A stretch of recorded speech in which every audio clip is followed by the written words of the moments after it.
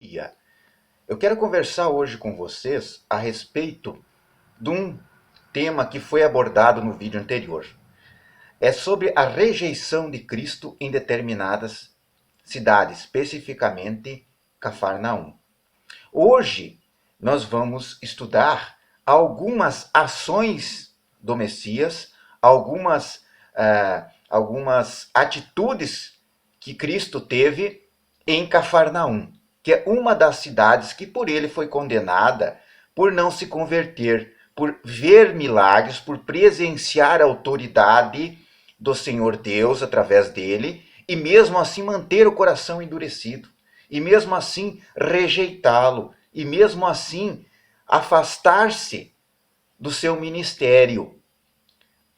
No livro de Lucas, capítulo 4, versos 31 a versos 41, está registrado algumas das ações de Cristo, algumas das curas que ele fez, a expulsão do demônio de um jovem lá dentro da sinagoga.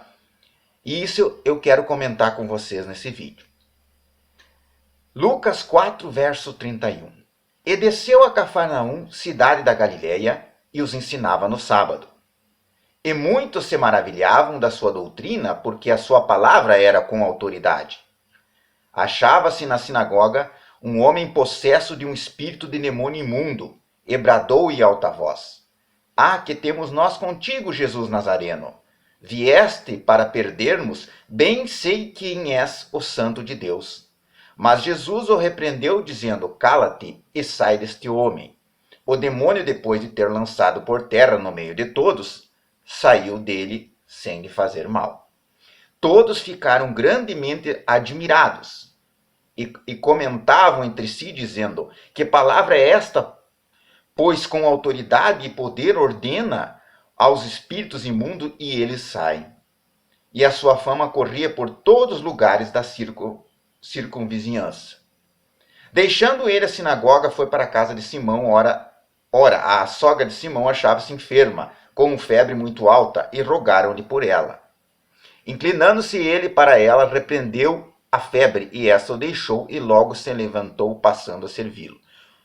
Muitas outras curas. Verso 40 do capítulo 4 de Lucas. Ao pôr do sol, todos os que tinham enfermos de diferentes moléstias lo traziam, e ele os curavam, impondo as mãos sobre cada um. Também de muitos saíam demônios, gritando e dizendo: Tu és o Filho de Deus. Ele, porém, os repreendia para que não falassem, pois sabiam ser ele o Cristo. Sendo dia, saiu e foi para um lugar deserto. As multidões o procuravam e foram até junto dele, e instavam para que não os deixasse. Ele, porém, lhe disse: É necessário que eu anuncie o evangelho do reino de Deus também às outras cidades, pois para isso é que fui enviado, e pregava na sinagoga da Judéia. Aqui nós vemos a inter-relação do povo de Cafarnaum, a cidade que não se converteu, a cidade que rejeitou o ministério de Cristo, justamente num momento em que o Senhor esteve lá ensinando na sinagoga. Observamos lá no verso 31, no dia de sábado. Por que dia de sábado? Porque era costume dos judeus guardar o sábado santo do Senhor, lá em Gênesis capítulo 2, lá em Êxodo 20, o quarto mandamento, guardar o dia de sábado, a observância. Então eles se reuniam na sinagoga para ensinar a palavra de Deus. E sábado é um dia de não trabalhar, um dia do descanso, o Shabá, que é o dia do descanso, o dia santo, o dia do Senhor, para se dedicar ao Senhor. E o Cristo, ele não renegou o dia de sábado, tanto que ele ensinava justamente no dia escolhido pelo Pai Celestial, lá na criação, lá em Gênesis, para ser o seu dia de descanso, o dia de adoração e descanso do homem. Então ele usou esse dia, ensinava no sábado. É por isso que nós vemos aqui, no verso 31 do 4, nós vemos aqui a palavra sábado, especificamente. Não era qualquer outro dia da semana, era no sábado que ele estava ensinando na sinagoga. E nesse período que ele estava ensinando, aqui tem uma narrativa especial. É claro que lá no verso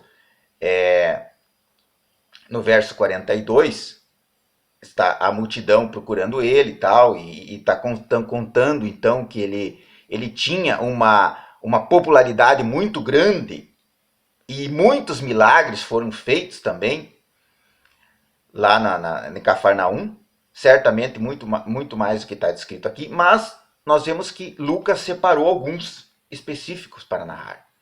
Aqui nós temos a cura desse endemoniado. Esse endemoniado, do verso 31 a 37, ele estava na sinagoga escutando a palavra de Deus. Então ele estava dentro do templo de Deus. O demônio estava usando uma pessoa que estava participando de um culto a Deus. Isso é importante observar. Ninguém está livre. Ninguém está livre quando tem uma brecha, uma porta aberta na vida, para que o demônio tome a vida dessa pessoa e passa a usar esse convertido, esse servo, não vou nem dizer convertido, mas essa pessoa que está buscando a Deus, que está buscando ouvir a palavra de Deus, como esse homem aqui que estava na sinagoga, ele não estava na rua, ele não estava numa festa, ele não estava numa casa, num domicílio particular, ele estava na sinagoga, no templo de Deus, num lugar onde se estuda a palavra, se ensina a palavra de Deus, se conversa sobre o Senhor, se compreende, entende o Senhor. Esse homem estava aqui, participando do ensino, participando do culto, quando ele caiu endemoniado e Cristo expulsou o demônio. Está aqui no verso 31 a 37, que nós lemos antes. E muitos se maravilhavam da sua doutrina, porque era com autoridade. Ou seja, não é o fato de o Messias, de Jesus, ser prestigiado num lugar em virtude das obras que ele fazia, das curas, dos milagres. É por isso que nós falamos no vídeo anterior que o juízo será muito mais severo a Cafarnaum, a Betsaida, do que Sodoma. Estou comparando com Sodoma, porque essas cidades aqui, Cafarnaum, nós estamos vendo aqui em Lucas 4, ela presenciou a ação de Deus. Ela presenciou o fato de que realmente Cristo é o Filho de Deus, é o próprio Deus encarnado na condição humana. Ela viu o que Deus faz em favor da humanidade. Ela viu a expulsão de demônios, ela viu a cura de pessoas aqui enfermas com febre. A sogra de Pedro é um exemplo, mas a própria palavra de Deus diz que não caberiam os livros do mundo inteiro para narrar o que Jesus fez. Então a gente não pode partir do pressuposto de que todos os milagres que Jesus fez em Cafarnaum, em Betsaida, esteja registrado na Bíblia, ou qualquer outra cidade esteja registrado nos evangelhos.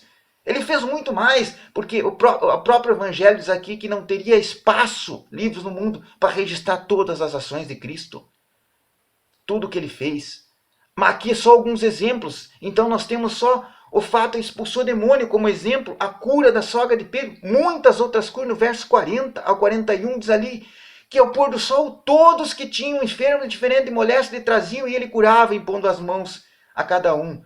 Também saíam demônios, estão várias curas que não estão narradas aqui. No verso 40 nos indica isso. O verso 41, vários exorcismos, várias expulsão expulsava o demônio de várias pessoas. Então aqui nós vemos a ação de Deus. Não é os milagres que fazem alguém se converter. Não é o fato de presenciar prodígio. Por que hoje tem pessoas que pensam assim? Por que hoje não se faz os milagres na época de Cristo? Porque se eu visse, eu iria me converter. Se for verdade o que a Bíblia prega, então se faça milagre hoje, eu iria se converter. Não é o que diz a palavra. Porque nós temos o exemplo típico de Tomé. Tomé diz assim, eu só vou acreditar se eu ver as marcas de Cristo. Se eu ver Cristo, se eu tocar em Cristo. E o Cristo apareceu para ele e disse, Tomé, você acredita porque você me viu. Essa multidão aqui, ela viu, ela presenciou. Então ela é indesculpável, porque ela viu o poder de Deus, ela viu a ação de Deus, ela viu curas, ela viu expulsão de demônios. Mas Cristo disse a Tomé, felizes aqueles que creem sem ver. E nós temos a oportunidade de crer em Cristo, porque nós temos o registro, nós temos aqui na Bíblia o que ele fez, as curas que ele fez, os prodígios, a salvação pela humanidade, o sacrifício dele pela humanidade. Então nós somos indesculpáveis, porque nós temos aqui todo esse registro do trabalho de Cristo nos 4 evangelhos, E nas cartas de Paulo referenciando isso também. Hoje, as pessoas estão afastadas de Deus. Muitos dizem que creem em Cristo da boca para fora. Porque esperam por milagres. Ora, felizes daqueles que creem sem ver. Tomé, você viu. Por isso que você crê. Tomé foi os outros criam em Cristo sem ver a ressurreição dele. Tomé não, eu só vou crer se eu tocar. Hoje muitas pessoas dizem, não, eu só vou crer se eu ver milagres de novo, o que está registrado na Bíblia. Eu digo a vocês, os milagres já foram feitos. A demonstração de Cristo já foi. A palavra de Deus, ela tem poder. Ela tem que nos influenciar. Porque nós temos toda a narrativa da vida de Cristo, nós temos o sacrifício do Senhor Jesus em prol da humanidade. Então vamos crer na palavra de Deus como a verdade. Nós precisamos crer, nós precisamos confiar, acreditar que o próprio Cristo está disposto a remir, a perdoar os pecados daqueles que o buscam. E que essa é a palavra de Deus, a sua palavra é a verdade. Está aqui a palavra de Deus. Vamos crer na palavra de Deus e pela oração vamos pedir a Deus. Senhor, toca meu coração duro, meu coração de pedra. Senhor, para que eu possa crer na tua palavra, para que eu possa ter comunhão contigo. E vamos deixar o pecado. A primeira ação, vamos deixar o pecado de lado. Vamos nos purificar, vamos buscar a Deus, fechar a porta do quarto e orar a Deus, conversar com o Senhor. Porque Deus nos deu prova de amor através do que está escrito aqui. Das curas, dos milagres, dos prodígios. E nós temos isso registrado. É o amor de Deus, o amor de Cristo pela humanidade. E Ele quer a salvação da humanidade. Para isso, a salvação vem. O próprio Cristo diz, pela crença no seu sacrifício, no perdão dos pecados. Que Deus abençoe. Vamos ler a palavra de Deus para compreender e vamos crer nele e orar ao Senhor. Deus abençoe, um ótimo dia a todos.